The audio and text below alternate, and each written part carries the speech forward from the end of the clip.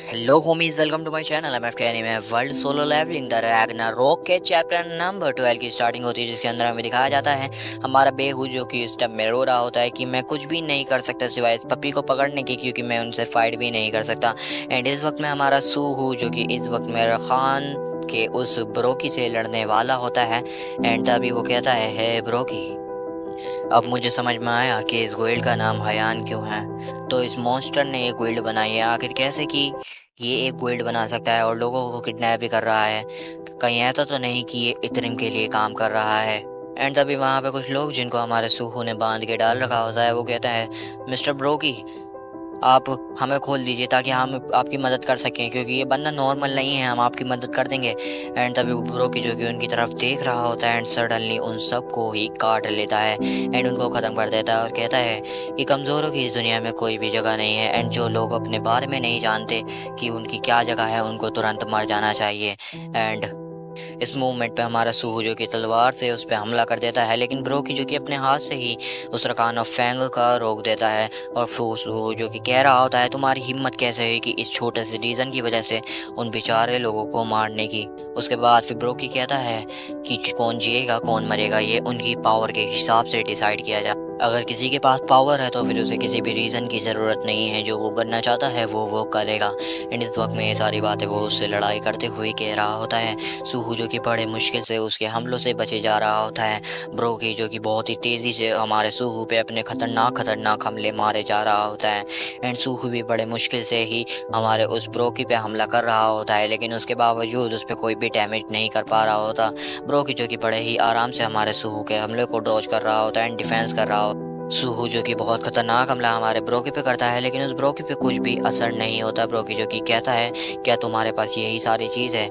आखिर Fang monarch का कोई नौकर भी इससे बहुत ही ज़्यादा डिसअपॉइंट होगा। आखिर तुम्हारे पास सिर्फ इतना ही है। एंड तभी हमें दिखाया जाता है कि फैंग ऑफ रखान जो कि पीछे से आके हमारे उस ब्रोकी की कमर में जाके घुस जाती है। एंड सूहू जो कि कह रहा होता है कि मैं अभी तक रुका हुआ नहीं हूँ, अभी मेरे पास बहुत सारी चीज़ें हैं जो कि मेरे पास करनी बाकी है। और तभी फैंग ऑफ रखान कहती है, ब्रोकी, अगर तुम इतना ज़्यादा चेंज क्यों हो गए? पूरी की पूरी अलायंस के अंदर तुम लॉर्ड रखान के सबसे ज़्यादा रिस्पेक्टेड और लॉयल बंदे थे, आखिर तुम क्यों ऐसे हो गए? तुम उनकी सबसे ज़्यादा रिस्पेक्ट क्या करते थे? एंड तभी वो कहता है, मैं रखान की रिस्पेक्ट क्या करता था? क्या तुझे सच में ऐसा लगता है? बिल्कुल भी नहीं।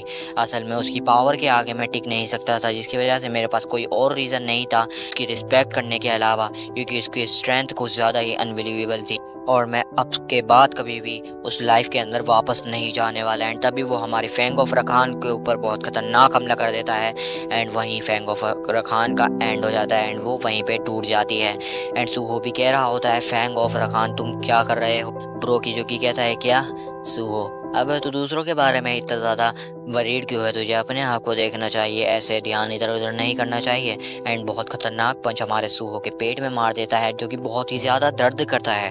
सूहो जो कि सोच रहा होता है कि उसकी हड्डियाँ भी कुचली जा चुकी है एंड सोचता है, लेकिन उसके बावजूद मैं यहाँ पे रुक नहीं सकता, क्योंकि जब मैं सोचता हूँ कि मेरे फादर कहीं और लड़ाई कर रहे हैं तो फिर मैं बिल्कुल भी नहीं रुक सकता, मैं इस वक्त में बिल्कुल नहीं गिर सकता। एंड तभी वो हमारे शैडो गोंगलेट बना लेता है एंड रखान से लगातार लड़ाई करने लगता है एंड दोनों एक दूसरे पे लगातार हमले कर रहे लगते हैं। एंड इस वक्त में हमारी रखान और फैंग जो कि यही टूटी हुई कंडीशन में सोच रही होती है, एक टूटी हुई स्वॉर्ड आखिर मैं क्या कर सकती हूँ? इन द एंड मुझे सक्सेसर को ज़िंदा रखना था, मुझे फ्यूचर ऑफ द फैंग देखना था, आखिर कैसे? अब मैं सारी चीज़ें एक ही इंसान के हाथ में छोड़ता हूँ।